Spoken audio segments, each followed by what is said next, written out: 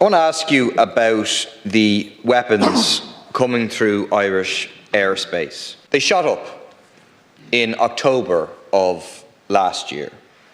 They went from an average of about 100 exemptions for the carriage of munitions of war and civil aircraft per month to about 200, 190 in October, and have stayed at a consistently high level since October.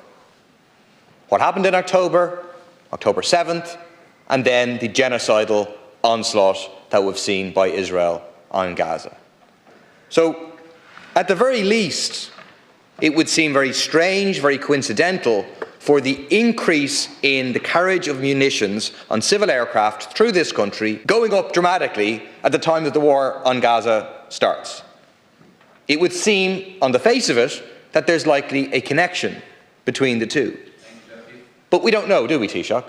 Because you refuse to inspect aircraft. You give permissions and then you don't inspect. Will you inspect the aircraft at Shannon Airport and elsewhere? In relation to my discussions with President Biden, I discussed US military aid for Ukraine and for Israel.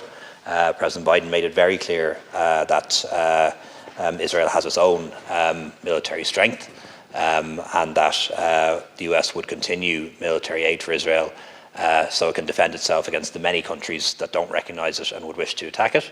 Did you ask him not to? Please. Did you ask him to stop sending the weapons? Please. We're out of time. Well, now, we discussed the matter. Did you ask him not to send the weapons or not? I believe I did, but okay. If that's what you're asking me. But yes. it's kind of a moot point when somebody says to you that the opposite.